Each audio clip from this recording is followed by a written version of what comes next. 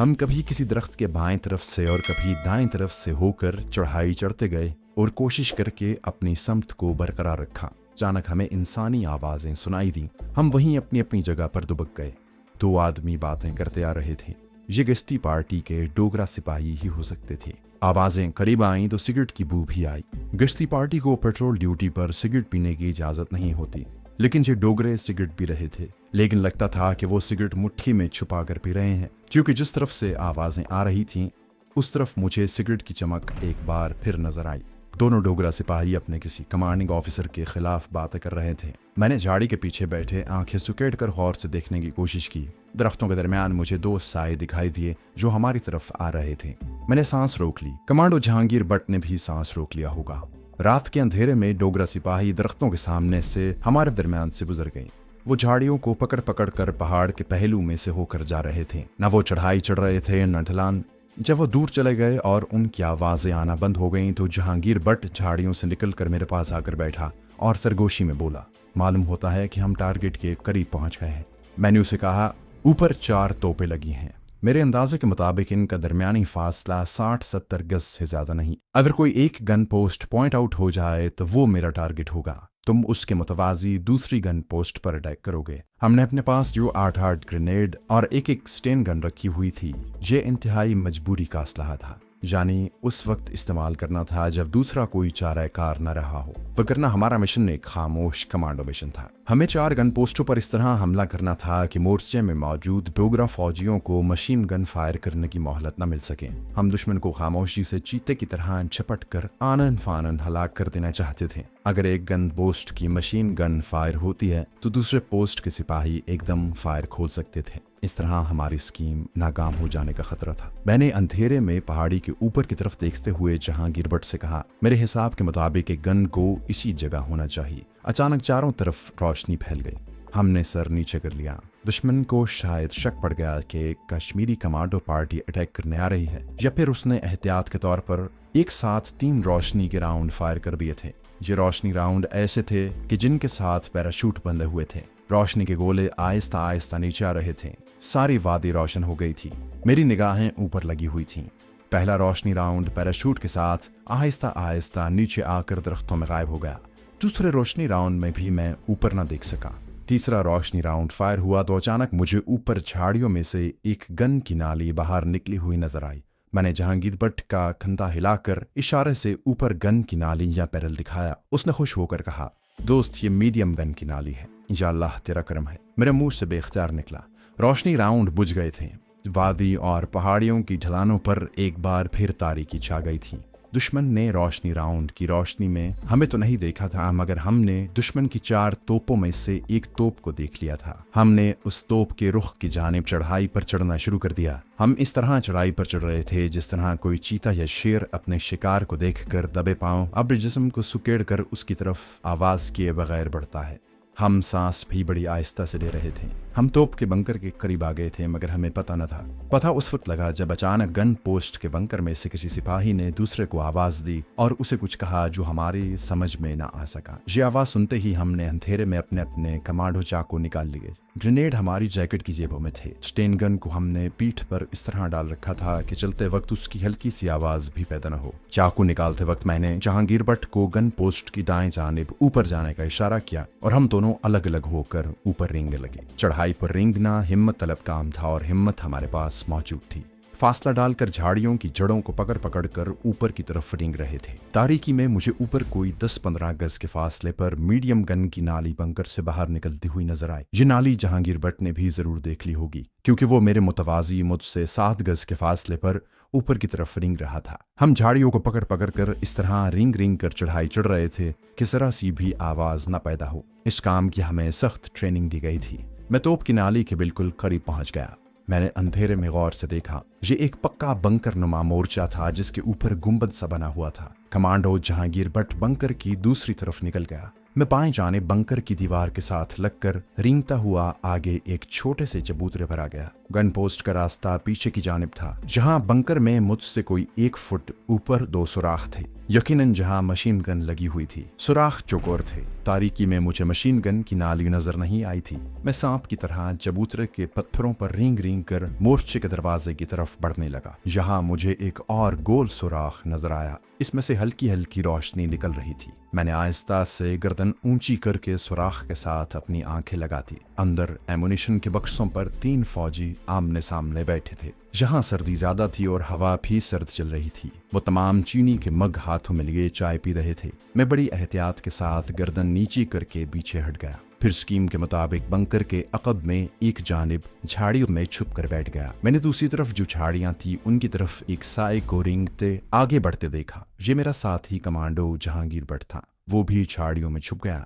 Scheme के मुताबिक मैंने एक छोटा सा पत्थर उठाकर आहिस्ता से बंकर के गुंबद के ऊपर उछाल दिया। पत्थर ने सीमेंट के गुंबद पर गिरने से आवाज पैदा की। बंकर के अंदर कुछ तेज तेज आवाजें आईं। फिर एक सिपाही बंकर के दरवाजे से निकल कर आ गया। राइफल उसके हाथ में थी। उसके चलने के अंदाज से जाहिर होता था कि ये बात उसके जहन में नहीं है कि वहाँ कोई कश्मीरी कमांडो भी हो सकता है। वो गालिबन यही समझ रहा था कि दरख्त के ऊपर से कोई शाख या फल टूटकर बंकर की छत पर गिरा है। फिर भी वो मोहतात जरूर था। वो बंकर की दूसरी तरफ घूम कर खड़ा हो गया। फिर उसने आवाज दी, इधर कौन है? इस दौरान मैं झाड़ियों के पीछे से रेंगता हुआ उसके अकब में आ गया था। मैं सांप की तरह रेंग कर डोगरा सिपाही के अकब में आया था। मुझे यकीन है कि सांप के रेंगने की आवाज पैदा हो सकती थी, मगर मेरी मामूली सी आहट भी नहीं हुई थी। मेरी आंखें अपने शिकार पर जम गई थी। अब एक लम्हा आने वाला था। वो लम्हा 1 सेकंड का 10वां हिस्सा भी हो सकता था। 1 सेकंड का 100वां हिस्सा भी हो सकता था। इससे ज्यादा देर लगाना मुझे मेरे उस्ताद कमांडो कमाल शाह ने नहीं सिखाया था। आखिर वो लम्हा आ गया। जैसे ही टोगरा अपने बंकर की तरफ मुड़कर जाने लगा, मैं उस पर छलांग लगाकर उसकी गर्दन अपने दाएं बाजू के शिकंजे में लेकर बाएं हाथ वाला चाकू उसकी गर्दन के ऊपर ताकत से फेर चुका था। चाकू के फेरते ही मैंने उसे वहीं जमीन पर लेटाकर उसके हल्क पर अपना पांव रख कर दबाया, ताकि उसके नरखरे में से सांस निकलने की आवाज पैदा न हो। इस ऑप्शन में 1 सेकंड से भी कम वक्त लगा। डोगरा फौजी की लाश बंकर के अकब में जमीन पर पड़ी थी। मैं उसकी लाश को पांव से पकड़कर घसीटता हुआ इन झाड़ियों में ले गया और नजरें एक बार फिर बंकर के दरवाजे पर लगा दी। कोई 10-15 सेकंड के बाद एक और डोगरा सिपाही बंकर के दरवाजे पर आ गया। राइफल उसके हाथ में नहीं थी, बल्कि स्लिंग के साथ उसके कंधे पर लटकी हुई थी। उस दूसरे डोगरे ने पहले डोगरे का नाम लेकर उसे गाली दी और फिर पूछा कि वो किधर मर गया है। जब उसके मरे हुए साथी ने उसका कोई जवाब न दिया तो वो मेरी तरफ आने की बजाय दूसरी तरफ चला, जिधर झाड़ियों में मेरा साथी कमांडो जहांगीर भट्ट घात लगाए बैठा था। मैंने उस दूसरे डोगरा सिपाही को जहांगीर भट्ट वाली झाड़ियों की तरफ जाते देखा। उसके बाद गहरी खामोशी छा गई। मैं जहांगीर भट्ट की तरबियत के कमाल पर उसे दाद दिए बगैर न रह सका। वो अपना काम कर चुका था। स्कीम के मुताबिक उसे दूसरे डोगरे को हलाक करने के बाद मेरे पास आ जाना था। अंधेरे में एक साया झाड़ियों में से निकल कर तेजी से मेरी तरफ बढ़ा।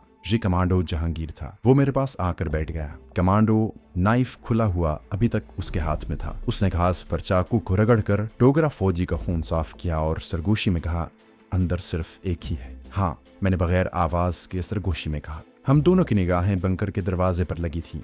उसके पीछे हल्की रोशनी थी। मैंने जहांगीर भट्ट को इशारा किया। हम दोनों अलग अलग होकर गीली घास पर पेट के बल रेंगते हुए बंकर की तरफ बढ़े और फिर उसके दरवाजे की दोनों जानिब बंकर की पुख्ता दीवार के साथ लगकर खड़े हो गए। खुले चाकू हम दोनों के हाथों में थे। बंकर के अंदर जो कोई भी डोगरा फौजी अकेला रह गया था, उसे अपने 2 साथियों के लिए बाहर निकलना ही था। चुनाचे ऐसा ही हुआ। जैसे ही उसने दरवाजे पर पड़ा हुआ नमदा उठाया, हमने उसे वहीं दबोच लिया। उसका काम तमाम करने की बजाय उसे हम अंदर बंकर में ले गए और उससे पूछा कि बाकी की 3 गन पोस्टें कहाँ हैं। वो हम दोनों के हाथों में चाकू और स्टेन गन और सर पर बंधे हुए स्याह रुमाल देखकर फौरन समझ गया कि हम कश्मीरी हुर्रियत पसंद मुजाहिद हैं। वो खौफजदा होकर बोला, मुझे नहीं मालूम, मुझे न मारना। लेकिन ये कैसे हो सकता था कि उसे दूसरी 3 गन पोजीशनों का पता ना हो, और ये कैसे हो सकता था कि हम उसे अपना मतलब हासिल किए बगैर मार डालते। थोड़े से टॉर्चर के बाद उसने बाकी की 3 गन पोस्टों की निशानदही कर दी।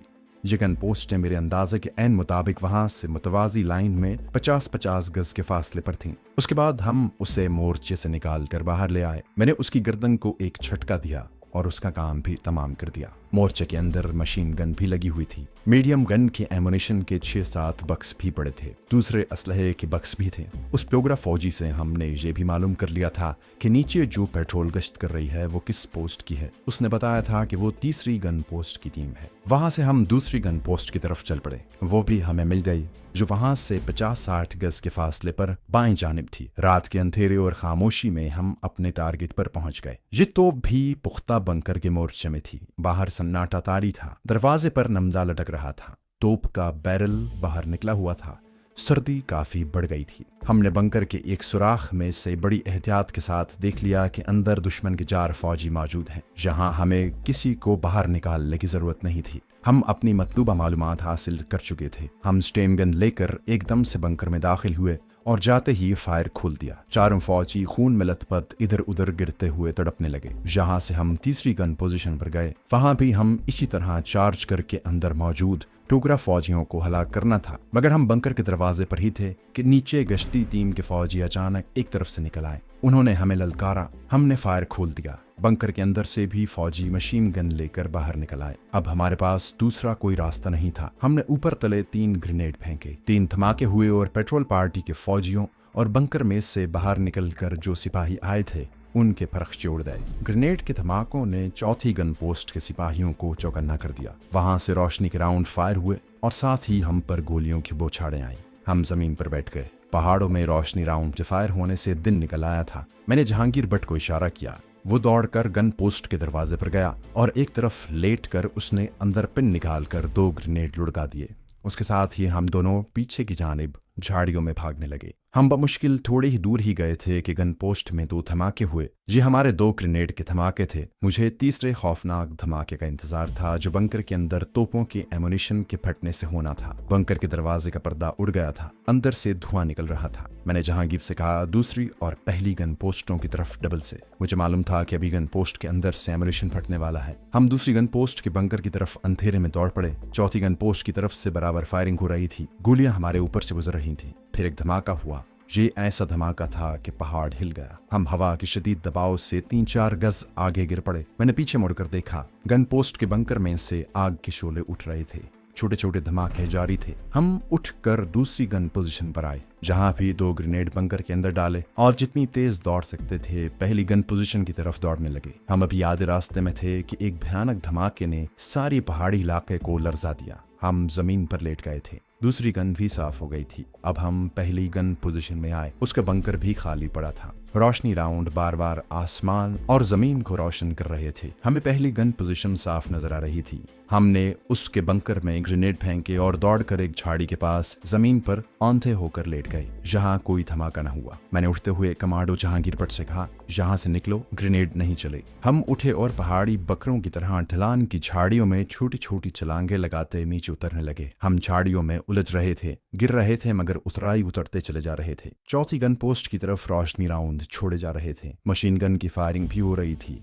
इतने में ऊपर बड़ा जबरदस्त धमाका हुआ। एक बिजली सी चमकी और बंकर की ईंटें और पत्थर हमारे आगे जाकर गिरे। हमारे दोनों ग्रेनेड ने कुछ देर बाद ब्लास्ट होकर एमुलेशन के बक्स उड़ा दिए थे। साथ ही गन पोस्ट भी उड़ गई थी। अचानक चौथी तोप गरज उठी। उसने गोलाबारी शुरू कर दी, मगर उसके गोले हमारे ऊपर से गुजरकर नीचे वादी और पहाड़ियों पर गिरकर फट रहे थे। हम रास्ता बदल कर दूसरी तरफ हो गए। कमांडो जहांगीर भट्ट आगे आगे था।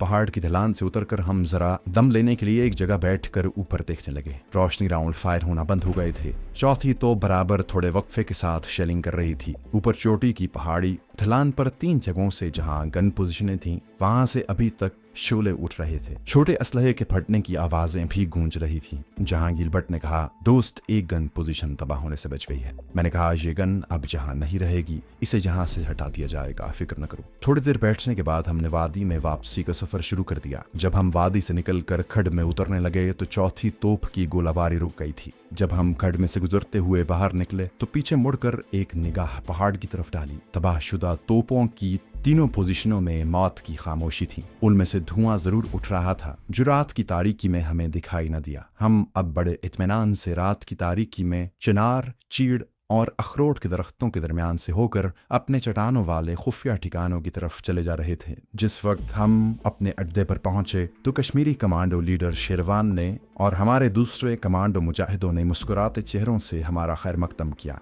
एक कश्मीरी मुजाहिद ने नारा लगाया। हम पहला धमाका सुनकर ही बाहर निकल आए थे।